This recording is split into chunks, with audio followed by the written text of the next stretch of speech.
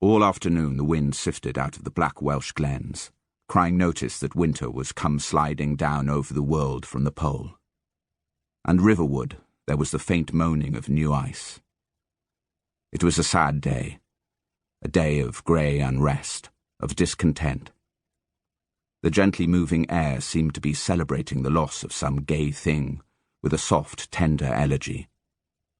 But in the pastures great workhorses nervously stamped their feet, and all through the country small brown birds in cliques of 4 or 5 flew twittering from tree to tree and back again, seeking and calling in recruits for their southing. A few goats clambered to the tops of high lone rocks and long stared upward with their yellow eyes and sniffed the heavens. The afternoon passed slowly, procession-like with an end of evening, and on the heels of the evening an excited wind rushed out, rustled in the dry grasses, and fled whimpering across the fields. Night drew down like a black cowl, and holy winter sent his nuncio to Wales.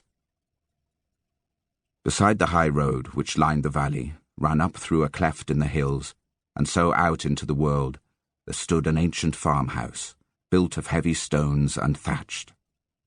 The Morgan, who had built it, played against time and nearly won.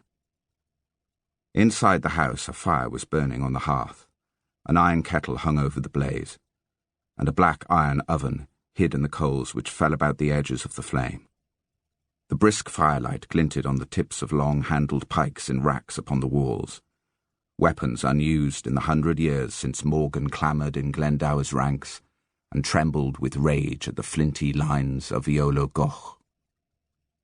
The wide brass bindings of a great chest which stood in a corner sucked in the light and glowed resplendently.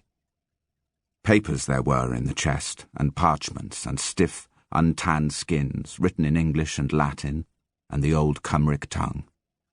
Morgan was born, Morgan was married, Morgan became a knight, Morgan was hanged. Here lay the history of the house, shameful and glorious. But the family was few now, and little enough likely to add records to the chest, other than the simple chronicle, Morgan was born and died. There was old Robert, for instance, sitting in his high-backed chair, sitting and smiling into the fire. His smile was perplexity and a strange passive defiance. You would have said he sought to make that fate which was responsible for his being a little ashamed of itself by smiling at it. Often he wearily considered his existence, ringed around with little defeats which mocked it as street children torment a cripple. It was strange to old Robert that he, who knew so much more than his neighbours, who had pondered so endlessly, should be not even a good farmer. Sometimes he imagined he understood too many things ever to do anything well.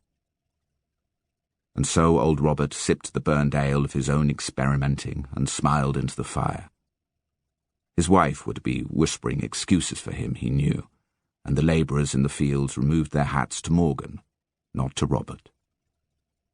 Even his aged mother, Gwenlliana, here beside him, shivering to the fire as though the very wind sounds about the house called in the cold to her, was not so judged incompetent.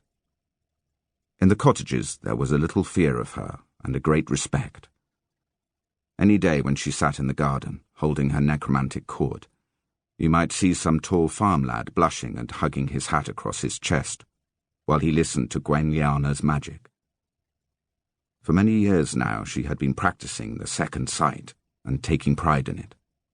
And though the family knew her prophecies to be whole guesses, whose shrewdness grew less sharp with her years, they listened to her with respect, and simulated awe, and asked of her the location of lost things. When after one of her mystic recitations the scissors were not discovered under the second board of the shed floor, they pretended to find them there anyway. For had she lost the robe of augury, there would have remained only a little wrinkled old woman soon to die. This play of clack to a simpleton was a harsh tax on the convictions of Mother Morgan. It outraged her nature, for she was one who had apparently come into the world to be a scourge to all foolishness. Such matters as had so obviously no connection, either with the church or with the prices of things, were plainly nonsense. Old Robert had loved his wife so well and so long that he could think sharp things about her, and her thoughts could not injure his affection.